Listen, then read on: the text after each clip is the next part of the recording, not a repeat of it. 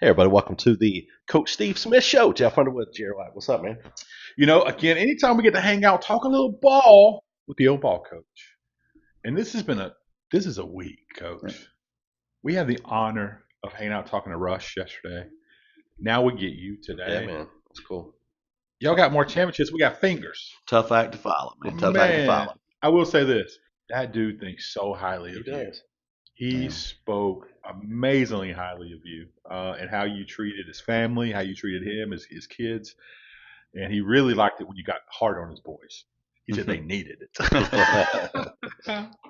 It was a good time, good couple of years there together, and his boys did a good job for us, and they were Thomas wound up being a big time contributor for us on the Yeah. championship team, Yeah. and another team got beat in the championship game. So, and then while coach was there, he was a model parent. He joined the booster club and got out there and worked on the work days, and I don't know. He and I never really talked about it, but it might have been one of those situations. He kind of just enjoyed getting to be a dad, I I think, would and just imagine. watching his son play. That's what he said on the show yesterday. He said you allowed him just to be a parent. He said but it was funny because he started laughing and said, Steve don't need me. He didn't need me Yeah. for nothing. He knows how to win, He knows too. how to win. He got championships. He didn't need me. But he said that was those 2 years were like a healing period for him where he just got to watch some really good football. And he talked about how Piedmont was uh, a lot thanks to you, just the whole atmosphere. And he said that's what high school football should be like Right. before the game, after the game, the whole week, and everything. So anyway, we'll get right into this, Coach. I just found it. He spoke unbelievably highly of you and very sincere. Of course, we knew that. We knew what you do, but it was good to hear it from an I outside appreciate source. that. I Yeah, appreciate him seriously. saying that. But if he ever plays you, he wants to beat the crap out of No, you, no doubt. and vice versa. No doubt. That's kind of the situation I'm in this week. Yeah, Yeah. hold that for a second, though. Yep. Hold I that for a hold second. that thought. Let's talk about this jamboree last Right. week. Right. Where do you think you guys improved last week? Well, we got what we needed out of the jamboree, which was being able to play against another team. You get into fall camp and you're just going against each other every day, even when you have your scrimmages. On Friday night before, we had a scrimmage there against each other, and it generated some excitement, but it's not anything like playing against another school and Sure. having another group of fans opposite sideline, another colored jersey on the other sideline. And on top of playing somebody like Coach Bluff, I got tons of respect for Coach Rob, and he's been doing it a long time. I've been doing it a long time, and we're both kind of in that mindset that we needed that before. I know he's got a huge rival game tonight. We got a big region game tomorrow night, but we needed to get an opportunity to see our guys compete on film. I don't know about his depth chart, but our depth chart still has some question marks. We still got some question marks even going into tomorrow night. Everything's not locked in. We still got some kids that are battling for starting jobs, and getting to see them perform against another school, and it being a caliber of school like Coach Bluff, that was a physical team that comes right at you. You can kind of check your metal pretty early on, whether or not you want to get in there and mix it up when you play against a team like that. Sure. And I guess I was really pleased with how our guys competed. Coach Rob and I, when we talked about the jamboree, we want to see guys compete. We want to see how they react under the lights against somebody else. You can check a lot of those type of things on your kids, because when they're going every day at practice against their schoolmates, a lot of times you don't really get a good gauge on what their competitive thermometer is going to be like. But once you get out there against another team, you can kind of see that. And I felt like the guys that we expected it out of came through, and I think there were some guys that kind of turned our heads a little bit, that maybe we had not seen that level of an intensity in them until we got in that jamboree. So overall, I would consider it a good night. We made it through the varsity portion, injury free. We had a couple young guys though that got hurt in the JV part and had to have some surgeries. One Saturday, one Tuesday on arm and wrist. But injuries happen in football. I hate it for those kids, because they were young kids that's really been working hard to kind of establish their place in the pecking order. So I definitely, you hate to see anybody get hurt. But those guys, they got their corrective surgeries, I guess, on one Saturday, one Tuesday, and it'll be a little healing process for them, but they'll be back, and just hate it for them. Sorry. Yeah, I'm trying to get this. We're good, I think. Yeah, Just keep let's go going. on this part. We're live. I'm just being sure. You looked a little tense Yeah, over there. well. Be sure. I am. Really good. One of the pictures I love coming out of that jamboree, I want to say it was one of your defense line, maybe Skaggs. He's going up against the big kid over there, Right. What's his name? Wellington. Wellington. Yeah, yeah. You talk about engaged, Right. and like he's up in him, and dude just kept going. Yeah, he's Yeah. so much bigger than him. But Yeah. your guys, talk about what it's like to, like you said, talk about competing against Right. big physical kids like Hoax Bluff put on the field. Yeah, the Wellington kid's a really, really good player now. I'm telling you, Yeah. somebody's going to get a gym in him. He's got 2 or 3 offers, I think. Well, he's a big kid that moves well. Very impressed with how he played. Very impressed with several of the kids from Hoax Bluff. But Easton is not a small kid of his own. You know, he's 6'2", 240 pounds. He's not a little guy by any stretch of imagination. Yeah. He's one of our 4 or 5 strongest guys on the team, and you know, so it was a challenge for him to be able to go up. I think he did a great job holding his own. Like I said, there's going to be times you go against somebody that's 6'6", 315, they get the best of you, you know. But there was plenty of times I felt like that he held his own and held his gap, and did what he was supposed to do, and battled across the front. But a great test for any of our guys that went up against that kid in particular, but just a Hoax Bluff physical offensive line in particular. You know, that particular group was, how many times can I say particular in one sentence? Right. Well, I believe in you. 3. I'm emphasizing it. But that particular game, I guess, against that kind of team was something that we needed to see, because the defensive front is one of our strong suits as far as experience and as far as, you know, a position group that we expect a lot out of. So it was a good matchup for them. Well, I mean, you're going against the Glencoe team, right? It's known history-wise for popping you in the face, you know. Yeah. They're a little, you know, watching their Southeastern game. I think they got some bigger kids, but I think they're young. A little bit more of their identity in that game. They're a little bit more spread now than they've been the last couple of years, and they've got some good athletes out on the perimeter, and quarterback that's a dual threat guy that I was impressed with how he threw the ball last week, but also big time threat as a runner. Just a powerful guy that puts his head down and can get to tough yards, and so I think it'll be a little bit different Glencoe than what we have seen in the past with that gun. They're not in the ugly eagle. They're not, you know, got everybody packed between the hashes every play, you know. So they do a good job of spreading it out. I thought that they looked pretty good against Southeastern. The game was a low scoring game because both teams made some critical mistakes that thwarted some drives and all. But you could see a lot of potential there in that Glencoe bunch. And your friend, though, son, running back there, right? The Hudson kid, Alex. Oh, yeah, Alex, yeah. Hudson's a 10th grader. He's a really good player for him too. You know, quarterback I think is a junior, and got a couple of junior wideouts that can both go get the ball, and don't have many two-way players this time. The tight end / middle linebacker is about the only guy I think he's starting on both sides of the ball. So Bailey's adopted that philosophy of trying to play as many kids as he can, and like I said, really impressed how they got the ball on the defensive side. They pitched a shutout first game. Southeastern had some talented kids that they had to bottle up, and I thought they did a good job with containing them. And like I said, both teams had some opportunities that they kind of let slip away with mistakes, but you kind of expect that in the beginning. Yeah, we saw Southeastern last year in region play. We'll go back to the Hoax Bluff game just for a second, and we'll dive into this. Yeah. 2 of the best quarterbacks around playing in that ball game. Yeah, very similar too. Yeah. You know, they both, Bryce and Brody for us, you know, they're very, very physical, hard nosed, throwback type football players, and they probably are more well known for their ability to run the ball. But I think both quarterbacks impressed with how they threw the ball the other night. You know, I can't remember. I think I was both throw it 3 or 4 times, but I don't remember an incompletion. And Brody had a big touchdown pass for us, and had a couple other throws that we were just off a little bit here or there. But I think that the throwing part is an underrated part of both of those guys' games. But the main thing that makes those guys who they are, they're the leaders of their team, unquestioned leaders of their team. People follow them, and they're both hard nosed and tough and just gritty type kids that you like to build around. And I can speak from on our end with Blevins. It's not a game night thing. It's not a every now and then type thing. It's an everyday thing. It's a way of life. It's a way of doing everything. We got a little saying, you know, you've heard this: how you do anything is how you do everything. He does everything, maximum effort, everything that you're supposed to do. He tries to do it by the book, and those types of things rub off on the kids around you. I will say, outside of the program, him out in public. Yes, sir. What a great kid. Outstanding. Yeah, I ran into him. We're a restaurant. I don't remember where it was, but yes, sir, no, sir. Thankful. Just a nice kid. Comes from a great family, and he's grounded in the things he's supposed to be grounded in as far as how he's supposed to treat people, and just very glad to have him on our team. Jeff's two favorite things about Glencoe is the duck pond and the restaurants.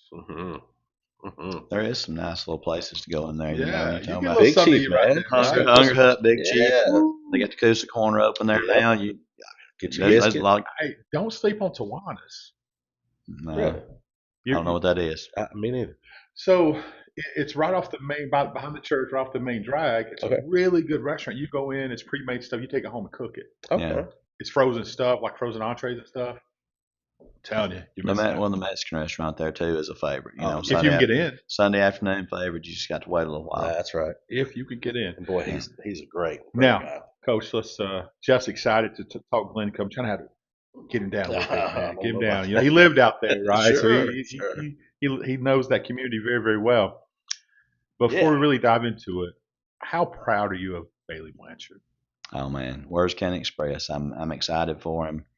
I mentioned, you know, it's a different type feeling when you got one of your own. They have their own program, and you want to help them. You want to see them do well.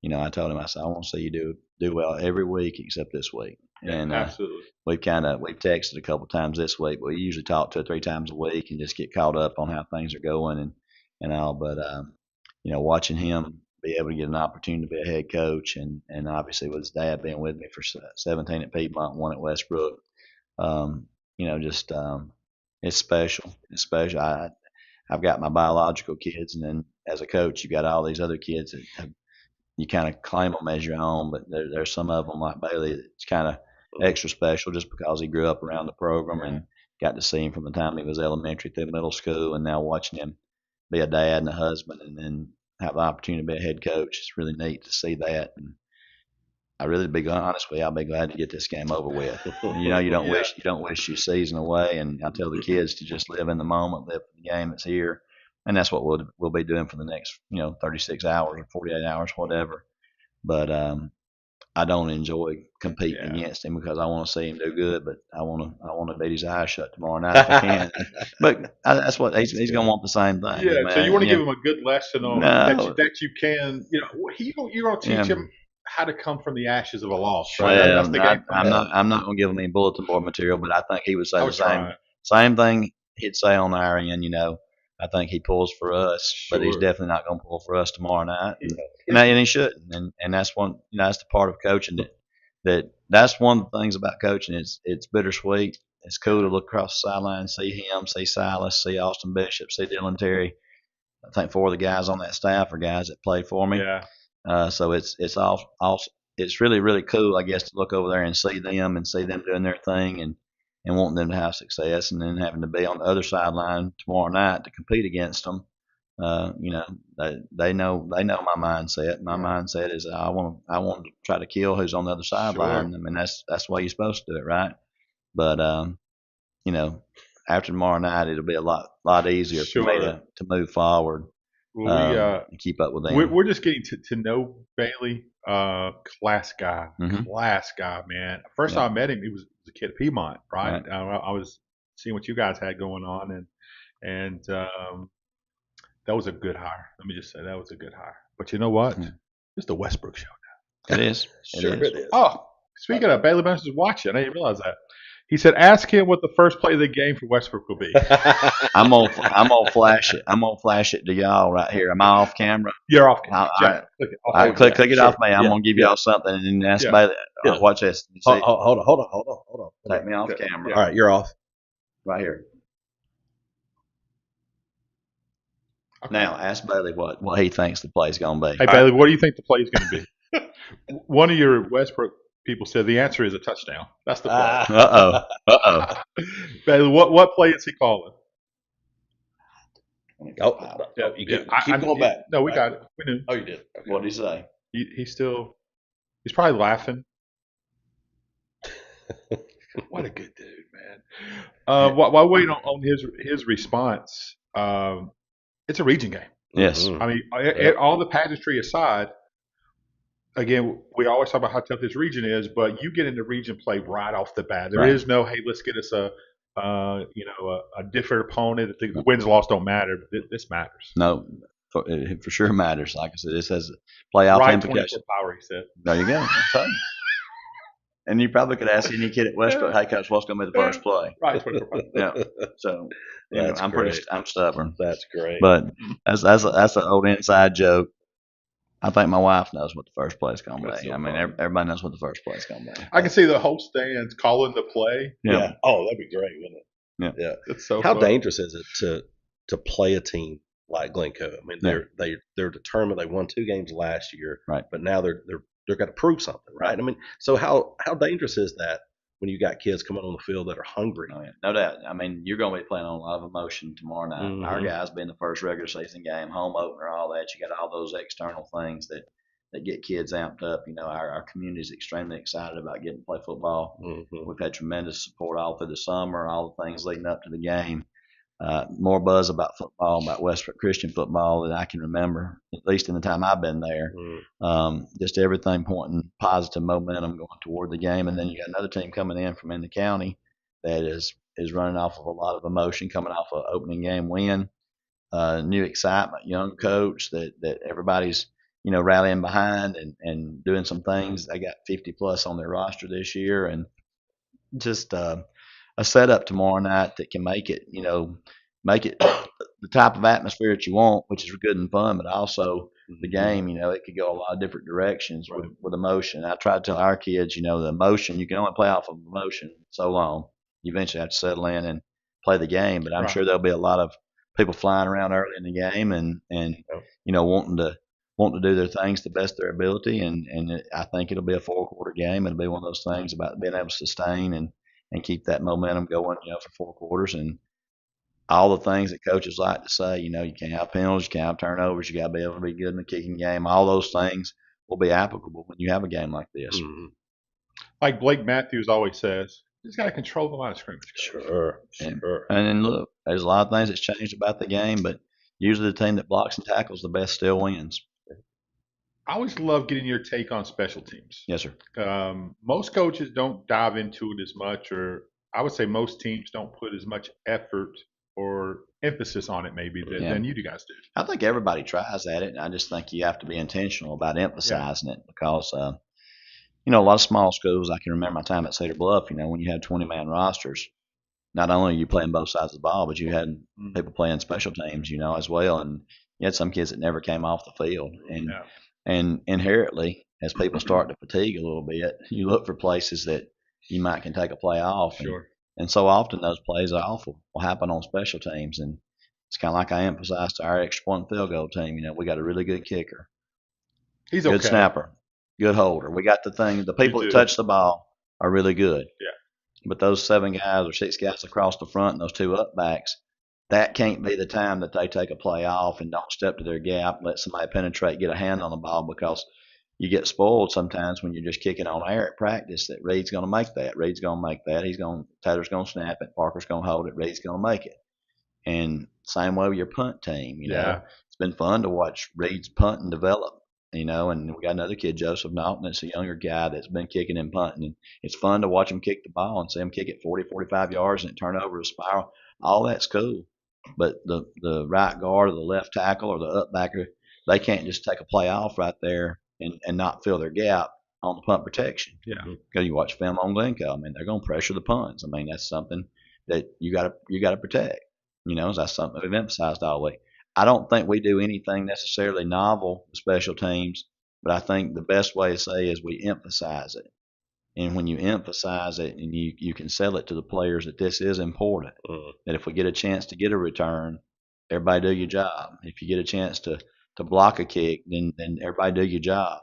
You know, I think every coach, I don't know a coach in the state that don't work special teams, but I don't know that everybody necessarily emphasizes special teams. I think that's where you can kind of get a little bit of an advantage. How many games you think that you've been involved with that you guys have won because of a special teams or lost because of a special teams play? It's unbelievably important.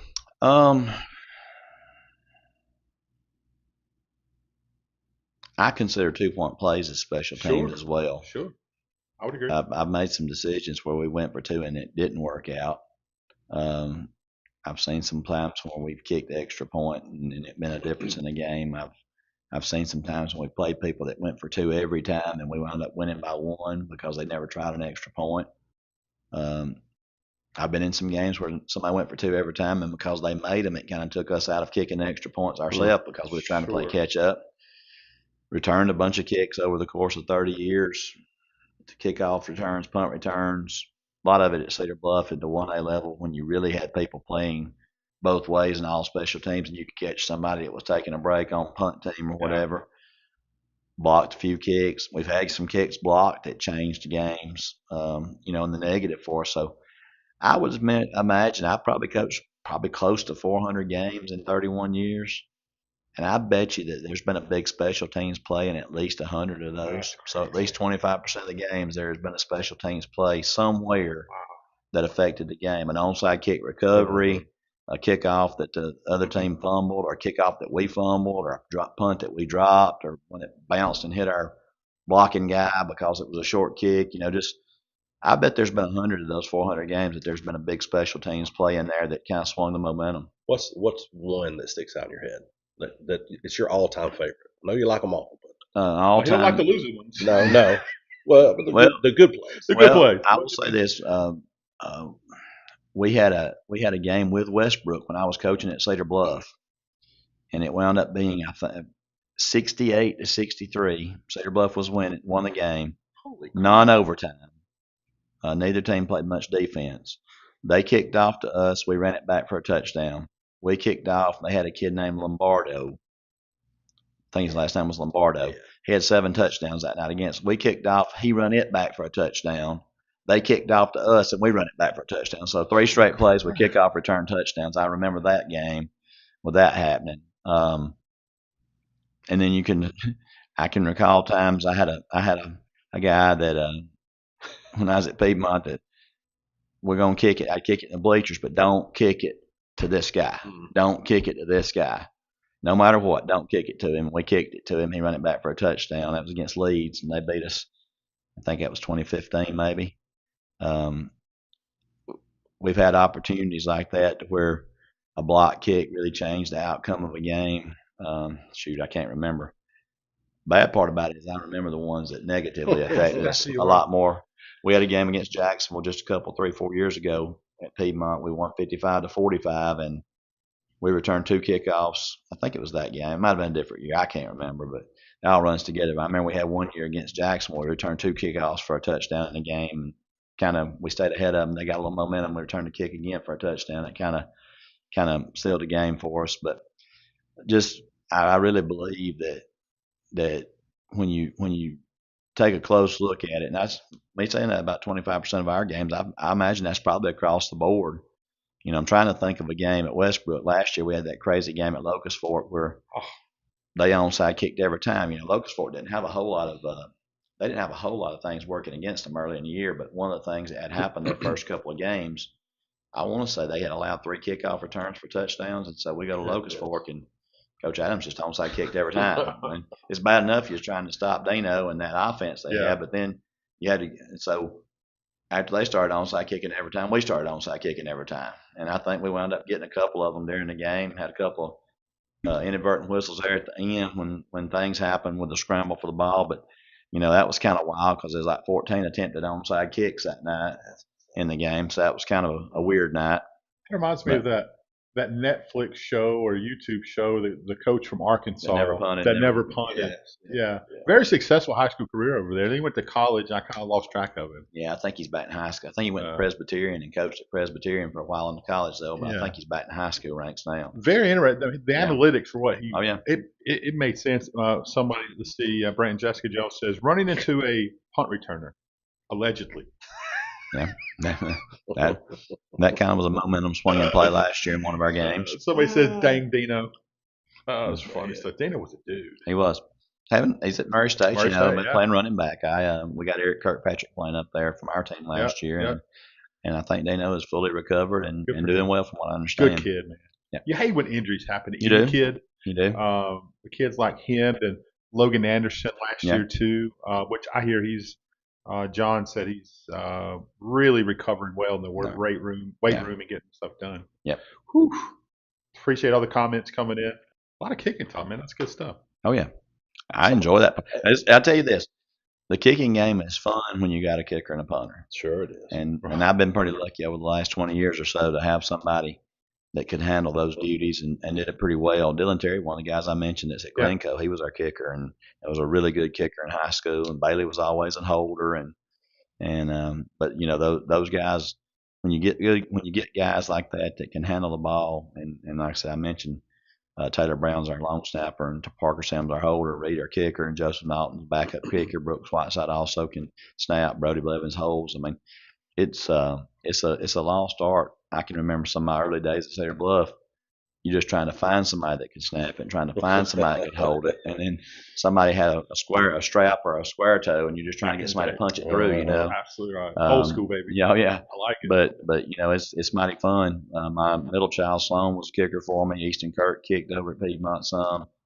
Reed pretty much handled that since I've been here. You know, but it's pretty cool when you got some guys that can do it that you can trust them, and they go out there and you look in the record books and you see some of the guys that you coach. There's been state records for extra points made or field goals made or points scored kicking. Yeah. Because it's well, you do score a lot of touchdowns. That helps. It helps those numbers. It does help the kickers if you can score some touchdowns. Sure. Let's talk potential. Yeah. This Reed kid, Reed Barber, has the potential to, if he keeps going, probably one of the best high school kickers I've seen, and that's including all the greats from Fort Payne. Mm-hmm. I think he has the potential to be, in my opinion, as good as anyone that's come out from around these areas. Yeah, what are your thoughts? Yeah, those McPherson boys are special. I got to coach Evan in the 2017 Alabama Mississippi All-Star game, and Evan's special. His older brother, Logan. No one talks about him. He went to La Tech, I believe. I think he wound up punting, if I remember right. Of course, Alex is at Auburn now. Right. Health-wise, how is Alex? Have you heard? Well, I just keep hearing that he's continuing to recover. Okay. That's all I've not Prayers really seen for him, anything, for but sure. Yeah. I think he helped up here this year at the Stovall camp. Okay. Stovall had his That's camp right. up here in Gadsden. I think Alex and Daniel Carlson, some of those, because I think Reed went to that camp. I think he's got a chance to be special. I think he's going to UAB's game. We've already practiced this morning. I think he's going down as a guest tonight to UAB's game. Good. I think that's what he told me. But sky's the limit for him. I mean, and thing about Reed, he's a well-built athlete. He's 6 foot, 185 pounds, and if he weren't just a kicker, he would be a guy that would be fighting for playing time as a receiver, outside back, or something on our team. He's a physical kid, one of the better athletes in the school. You know, he runs a 4.7 40 and is strong. But he's really done a lot to master his craft. Like I said, last year his deficiency would have been the punting aspect, and he's really worked hard to improve that. I hope that we don't get to see it a whole lot. I told him, I said, if people recognize that you've improved in the punting, I said, I want them to get there in pregame and watch you punt, but I hope you don't have to punt in the game. Heck yeah. But it's a weapon though, knowing you have something like that. And tomorrow night, barring him something crazy happening, he's gonna put his kickoffs 8-10 yards deep in the end zone, and that's a huge weapon in high school because we know the teams have to start on the 20, and I feel very confident with him. On placements as 55 in, I feel it's hard to believe I'm saying I feel comfortable 55 in, but he's got the leg and has really worked on his accuracy. But again, I better knock on wood. Go out there tomorrow and I know college coaches who don't feel comfortable with their kickers at 55 in. Right. But I think he's got a chance to be special. I think he's definitely got the ceiling of a D1 kicker. And, he works at it. He puts a lot of time and effort into it. And if there's anything on him, I have to get him to back off of doing too much. He wants to kick too much sometimes, and he gets a dead leg or something. And the relationship between a holder and a kicker, that's pretty special. That trust is a trust factor, right? Yes. You held. I did not hold. I actually kicked. I was that guy back in the 80s that was taking the strap. Get the strap. Yeah. I was the guy just punching through the extra points, and we got outside the extra point range. You didn't want to throw me out there. Go for 2. Yeah, every 2. Well, if I ever struggle, Coach Johnson would always say, "Might as well go for 2. You ain't got maybe half of them." That was his philosophy. I can argue it. Yeah. We got a Michael Ingram here. Ask Coach how many kickers and punters he has fired during the game. I've fired a lot of them only to realize I probably didn't have a better option. So Michael's old. That's my pastor. That's the guy, that's the preacher over in First Baptist. Right. Yeah, that's my preacher. But he also was a part of the radio crew. He is their radio guy now that we got Kurt over here helping us. But heck yeah. Yeah, he's probably seen me think about firing people, but I didn't always have necessarily a better option. It was just a rant on the sideline, maybe. Pastor, that's why he's behaving today because you're watching. That's we knew it. And I Something's get the different. same way with Jeff. That's why I'm still the associate youth pastor here. Oh, He wants to fire me, but he looks around. Ain't nobody with their hand raised says, "I'll do it." That's There you right. go. Well, that's true. what It's you gotta fair. do. Sometimes you got to take what you Your get. sister's watching, Coach. Good stuff. Eh? Just Eh. I don't want her. She don't need to tell everything she knows. I mean, don't take any questions. I've never seen him sweat before. Don't take any questions or comments from my sister. Oh, we're taking them all. She gets VIP access. Good stuff. This is funny. How funny is She knows too much. So what I'm hearing is we need to have her on the show. Yes, we That's do. what I heard. That's what I'm hearing. I'd draw a crowd. I promise you. Would the Piedmont ratings be really through the roof? I don't know. She can probably get some ratings from several different communities. Imagine her and Rachel on the show and Steve not here. I'll tell you what. That Today needs I to can't be here. I want that to be my fill-in. That needs to happen. That needs to I'm happen. gonna be in a location undisclosed. Yeah, I bet you will be. That's so good. Go ahead, Jeff. What do you look for? What's the one thing you want to establish tomorrow night, right off the bat? 24 Well- power run. Sure. we want to come out of the gate with the same level of enthusiasm that we have at the end of the game, and it hopefully be a high level, playing hard from the opening whistle to the final whistle. You know, that kind of stuff. Again, everybody gets tired of coach talk, you know, but you can get so hyped up before the game and bouncing around, dancing around, run through the victory line and sign and all that stuff, and then you forget to play the game. Right. You got to keep your emotions in check, play the game, but you want to come out there with a level of intensity early on. You don't want to have to sit back and coach chew you or something, get you going in the middle of the first quarter. You want to come out there and play at a high level from the very beginning. And I think our guys are ready to get a chance to go out there and do that in a real game. And in the sense of urgency, you got to play with it because this is a region game. I mean, I don't say that to make it pressure, Right. but you know, this is not a typical non-region week one game. I mean, there's only a few teams in the state that will have a 1-0 or a 0-1 record by their name after tomorrow night in counters. I guess probably just the team that's in 9-team regions will be the only ones that have that Right. beside their name. There's just a few of us in the state, so this game is of the utmost importance. And that you talk about game at a time, not overlooking anybody, respect all your opponents. Number one, Glencoe's very hungry and very energetic and young, coming off some momentum and getting a win. Number two, it's an intra-county rival type deal. I mentioned here before, I don't know that we really have a rival at Westbrook, so Glencoe's probably as close a thing we got to a rival. Yeah. You know, we pretty much play in all the sports, and also just coming out with that level of intensity. It's different now, I guess, than it used to be, but if it's going to take me or somebody saying something to get the guys excited tomorrow, then we've missed the boat. Yeah, I'm with you. I get that. You know, that shouldn't have to fall on anybody. I mean, there ought to be so much self-motivation for getting the first opportunity to play football in 2025 that there really shouldn't be anything that the coach has to say to get them going. And somebody said, don't forget that you're your pastor. So just throwing it out there. Oh, they want the pastor to come on with your wife and sister. I think that's what. Oh, they hey, I'm oh, gonna come tell you on, what, man. y'all keep on adding people, and it's gonna get to be something special. Y'all might get a Jerry Springer spot. Whoa, we're gonna have to. hey. Hey, it's so fun. Yeah. So when you're arguing with an official, since you're a Christian school, you do it in the old King James 1611 version. Thou was misseth that call, No, sir. he goes to First No. Baptist. He Oh, can it's use First that. Baptist. He can use that. No. Okay. I'm usually inviting them to come to Sunday school. I believe That's that. usually We all know. I'm asking. I believe that. 100%. It's like when you're looking for images of Coach Steve Smith, you type the Google in. Yeah. It's like the first 5 or 6 are him in the ear of an Rick- official. Everyone. Hey, let's talk about that for a second, though. Yeah. Working the official as a head coach. Working the official starts early, and talk about that a little bit. I've heard some great inside stories on conversations between, not arguing about how you missed No. that call, Yeah. but you work early. Talk about that a little bit. I've heard some great conversations from different coaches about, Well, I about mean, that. you know, No well, trade secrets. but- No, whether it's mythical or whether it's Okay. truthful or whatever, you know, you got the whole time I was in Calhoun County, the whole time, the running joke was if you ever came to Etowah County, especially to Hoke's Bluff, you was always a touchdown down when you got off the bus. That was just always the thing. I told these officials. It up still there, is. now that I'm over here and we're playing all of our road games in Calhoun County, I feel like I'm a touchdown behind when I get off the bus. Sure. You know? So I guess it's all through whatever glasses you're looking at it from, you Sure. know. But Listen.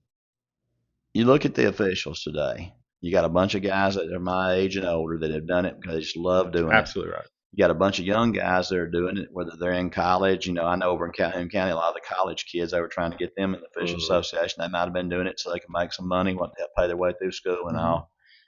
What's kind of bothersome is you don't have a lot of people in that 25 to 50-year-old range that you think is going to be doing it for the next 30, 40 years. I mean, some of the best officials that we have here have been doing it for 30 plus years. They're doing it because they love the game, and yeah, the work in the officials or whatever. I'll be honest with you. I think you do take up for your squad. You do have this. I mean, but at the same time, a lot of times it's as much just trying to get them to get an explanation to you.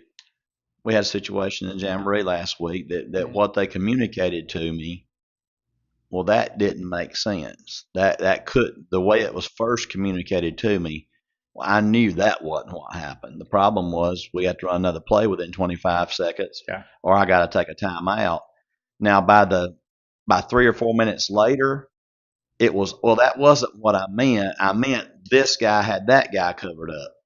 Well, if I could have got that in the initial response, then I wouldn't have called a timeout and argued for a minute. Yeah. But, you can't tell me that number one was covered or was ineligible. He's the widest guy. There's no way the widest guy can ever be ineligible. Correct.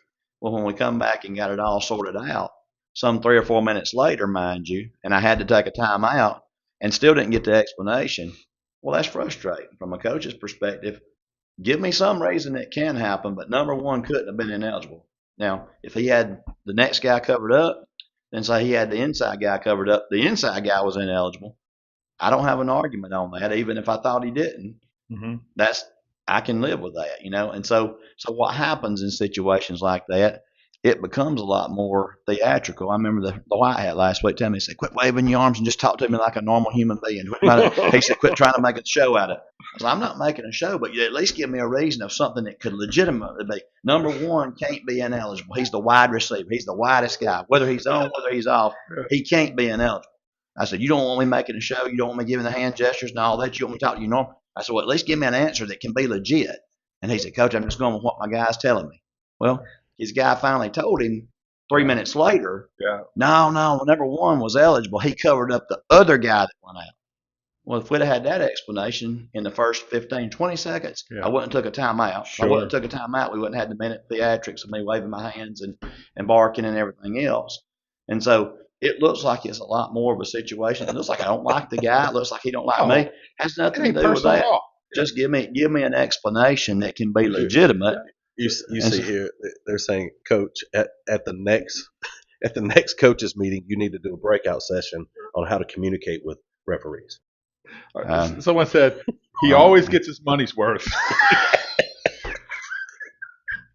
Listen, I got riled up at a Pee Wee game Tuesday night. I mean, it's the competitive nature. You can't take the coach out of the game. I'm getting riled up at Jason Hayes. Jason Hayes is a long-time friend. Yeah, you know what I'm saying? I know it. I'm getting riled up at him. And, of course, he listens to about all he's going to listen to. He gets back at me. Well, it's a competitive thing, It's all about it. And he's like, what do you want me to do? I was like, I want you to fix it. It's one of them things that but again, I tell these guys, there's no way I'd do what they do for the money they make. I said, because they're having to put up with people like me every Friday night on the sidelines. They got people in the bleachers. Half of them, hates them when the game's over. Half of them thinks they did a great job. You can't please anybody when you're wearing that official's uniform. I get it. Yeah. But said, did you ask the official for the timeout back? I did ask him for the timeout back, and he said, no, you already took it. Kevin John Bedwell asked that question. There you go. That's one of my old coaches. That's one of my old players and coaches. He knows what I was. But I'm like, well, if you're going to make me take a timeout, and then you want to admit to me, hey, this is what we should say. Well, I want to get my timeout back. Why do I have to use it? Being a Jamboree game, obviously at the end of the day, really not that important. Being a region game, a close game, that's true. Serious. Well, just to show you, this is a coach mistake. I made it at the Jamboree last Friday night. Brody Blevins scrambles and gets knocked down at the 2-yard line with like 3 seconds to go, and the clock runs out. What did you need right then? Your timeout, coach. I needed a timeout. Yeah. Mhm. Where had I used one that I didn't have to use? Back hogging some officials. I argue with and listen. I was arguing with the officials. Feel like you're in on class. I was arguing with the officials on the 5th play of the game. Yeah. At 5th play of the game, when there was 10 minutes to go in the first quarter, if Coach Smith would just shut up, let it be, not wasting my timeout, I could have called timeout out there when Blevins got tackled on the 3, and we could have one more play. But you know or what? 2. It's preseason for you too, guys. Yeah, and look, bad coaching decision on my part. I like how he did it though. He put it back on himself. You did. No, Yeah. that's what good leaders I know do. people. Well, that I put mean, it off on somebody else. Well, the fact of the matter is, we needed a timeout right there to be able to run one more play, and I wasted one to argue with officials. And you know what? It didn't change. Mhm. I've only had one time in my life I think I ever got them to change a call. Really? One time, Talk and that's in about that 31 years. We won't go into that. That's another show. That's But- the after hours. but that's one time I can remember getting an official to change a call. It wasn't even in the sport of football. It was in baseball. And if I tried to tell that story, it would become legendary. So I'll just kind of Let's hold on to that. Let's wait for the memoirs. Right. Yes. Right. Yes. Let's see. Carolyn Smith said, "Go Westbrook Warriors." Got a lot of people. That's my mom. Oh wow. So yeah, I tell enough of my family that I'm gonna be Now on they're the show. They're on the they get on there. So she's the fourth host. I No, think we're good. my I think mom. we're- No. I've never heard my mom say a bad word about anybody. Good. My That's mom. good. My mom. You can take the You most, need her here then. Well, yeah, she could take up for me. You could take the most inhumane, cruel Charles Manson of the world, and my mom's comment was, "I bet his mama loved him." Oh, That's kind of how she is. My mom is the best person I've ever been around. wow. Yeah. Well, your dad should come on. I've had My- some conversations with him. My dad's a hoot now. Yeah, he's something, man. Yeah. He's something. We ought to have a segment every week. Bring in Yeah, a Smith Yeah, family we got member. to. We just got. There's enough of them. We Dude, got this. he and I sat at a car dealership hour and a half and just talked ball. Hour and a half. I don't even remember what he was doing there. We just talked Wow. ball for an hour and a half. It was great. It was absolutely great.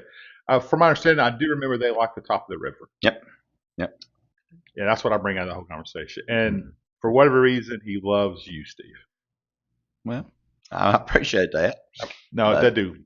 I love my folks. Yeah, man. You got good people. Anytime they want to bring a casserole down or something, put it in our refrigerator. They can, Hey, we'll leave the Well, key yeah. open. So your sister says, "Hey, Mama, tell Dad he can come on with me and Rachel." Yep.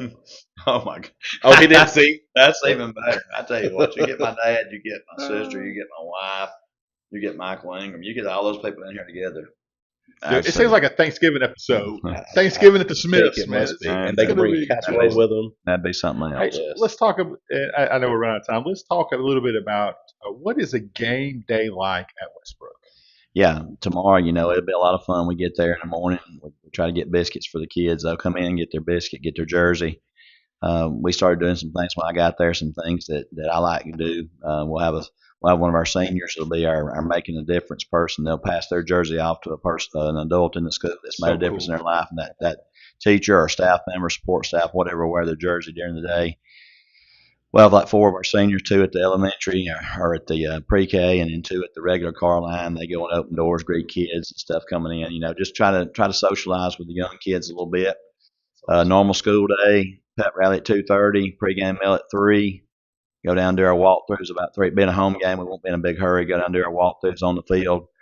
Just kind of last minute review of our game plan. That takes about 10 minutes. Pass out game pants, and players just kind of chill a little bit till about 5:15. We'll start taping. You might need taping, and we try to go out warm up at 6 and back in at 6:35. Back out 6:55 for the coin toss. Play the game. I started something at Westbrook last year. I didn't do it my first year, but I did it last year that really bit into my old school. This was a huge compromise. But one thing I found, Westbrook is the picture taking place I've ever been in my life. There'll be people tomorrow. They'll take 100 pictures tomorrow, starting at the pep rally and getting them walking to the pregame meal, and somebody standing in the woods in a treehouse or something, taking a picture, walking out to the game. But we take more pictures at Westbrook than any place I've ever been. So typically, Coach Smith, hard nosed, old school Coach Smith, we get off the field after the game. Give me 5 minutes to go in there, talk to the team, decompress, let everybody kind of get any frustrations or any emotions out of the way. I even practiced that myself. Wouldn't talk to the media people on the field. Give me 5 minutes. That was something I learned a long time ago, not to say something that you probably regret. But starting last year, if we win, I let them go over on the field and make pictures, and I talk to the media people on the field and just try to do better and not have my emotions. And then I'll just give them a few minutes and I give them a signal, and then we'll go in because you got to go in the field house and have a post game meeting with the whole team at one time. But I started letting them do that last year, and of course my wife, first time that we did that, I think it was at Glencoe last year, first game of the year, we won the game, and she's like, after the game, you had kids up in the bleachers making pictures and everything. What are you doing? And I just told her I was trying to turn over a new leaf, and I want the kids to enjoy the experience. And I want their folks and their families to enjoy the experience. And I got thinking about it, if we can do that kind of as a reward. Now, if we don't win the game, everybody's in the field house. But we'll do the decompressing in there and get everything out that needs to be gotten out. But the bad problem with that is when they get in the field house and they change back in their clothes, and grandma's not getting a picture with them in the uniform. So just told them. I said, win. I just told them. I said, if you don't want your families upset with me, you can always make pictures if we win. Yeah. Jeff, you want to read this last comment? How do those jerseys fit on the adults, specifically guys like Coach Sanders? Tight, very tight. But but I do think the reward of somebody saying, "Hey, you made a difference in my life. I want you to wear my jersey." It's pretty cool. Coach Sanders, I watched him struggle for a full school day, but he did the best he could, and I do think it meant the world to him that somebody honored him as being the person that had made a difference in their life. Awesome. And speaking of Coach Sanders, so hats off to him getting a win in his debut back at his home school at Asheville last week. I know that was huge, and very proud for Coach Sanders. I think he's the guy. I think he can do something there that hadn't been done in a while. Well, there's a lot of schools around, without naming the schools. There's a lot of schools around in the last 20 years that have gone through 7, 8 coaches and all. And sometimes it's just not a fit. Sometimes it's not a fit from an administrative end. Sometimes it's not a fit from a coaching end. But sometimes when you get somebody that's one of your own, I mean, it can be a good, it can be a bad. There's a lot of people there that still just remember him as Mark, and they may have kids coming through the program, and those people have to get on board and view him as the coach now. It's not Mark that I went to school with. That's Mark the coach. It's coaching my kids. That can be a tough situation sometimes, and sometimes it can be good because there's a place like Asheville that had some tradition over the years. It's kind of fallen on some hard times over the last 15, 20, whatever. Maybe the time is right now for one of the hometown guys to come back and do it, So, but I'm a coach, and so therefore I'm a coach. I'm on the coach's side on a lot of things, and I just think a lot of people don't realize. I think if things don't go good immediately, they think, well, we need to try again, or we need to flush and do it over, or whatever. It's very difficult to ask any coach at any place to come in and flip it around in 3 years. 3 years, you're talking about not even having a middle school.